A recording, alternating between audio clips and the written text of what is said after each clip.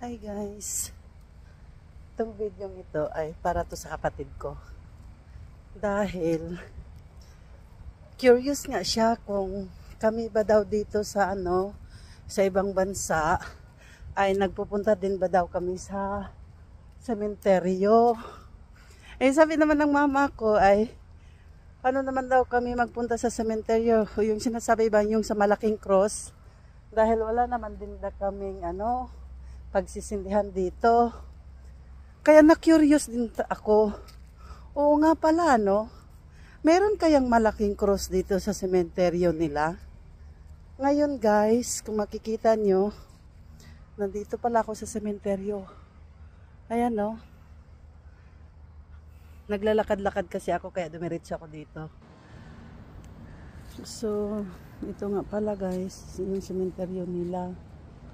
Nahanap ko yung malaking cross. Wala akong nakita. Meron akong nakikita mga cross, pero palagay ko guys ay mga libingan lang din sila. Doon sa dulo merong cross doon. Puntahan natin. Pero I doubt it guys kung ano ba siya, kung tawag nito, kung malaking cross ba. Wala akong nakita talagang malaking cross dito. Kasi, ang sabi ng mama ko, yung malaking cross daw, ay paglibingan daw yon ng mga buto-buto, ng mga namatay. Pero dito kasi guys, wala namang buto. Kasi abo naman ang mga tao dito, kinikremate naman sila kung nililibing. So ito yung sinasabi ko na cross. Yung libingan ng tao, na may choice sila kung gawin ba nilang cross. Kita nyo? Ayan mag-isa mag-isa ako nag-iikot-ikot. Ayan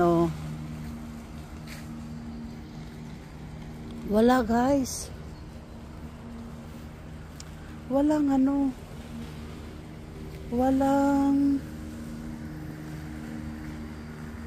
walang malaking cross. Nasaan? Wala talaga. At dito sa kabila, ayan, ito sa gilid lang, ayan ang libingan yan sa gilid lang.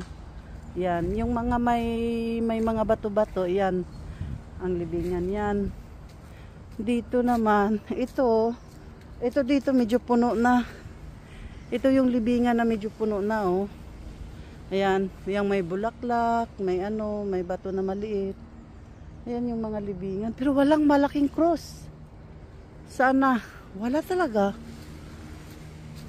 Tapos ang kagandahan dito sa sementeryo dito guys, para siyang park. Pwede kang mag-upo-upo, maraming mga benches. Ay wala talaga, walang malaking cross, wala. Tapos ang pa dito guys, yung maganda pa dito is parang hindi ka matatakot dahil may mga tao pa rin na maglalakad-lakad sa sementeryo kasi may daanan siya At saka kadalasan dito guys sa sementeryo dito ay malapit lang talaga siya sa simbahan. Kung makikita nyo yan sa harap, yan, napakagandang simbahan. Kadalasan talaga ang paligid ng simbahan, nandyan na rin ang sementeryo. Ayan Ayan, mga libingan yan. Doon sa dulo, libingan yan.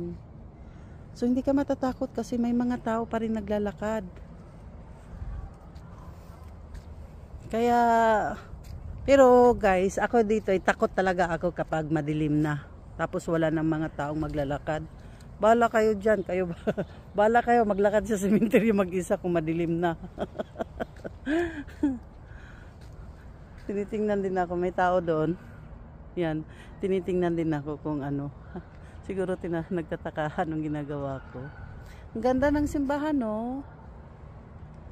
ganyan ang sementeryo. Tapos may mga naglalakad din ng mga estudyante doon. Ayan. So guys, wala akong nakita talagang malaking cross. So ang gagawin ko, maglakad na lang ako. Diretso na lang ako maglakad. Hanap ako ng magagandang view. Bye!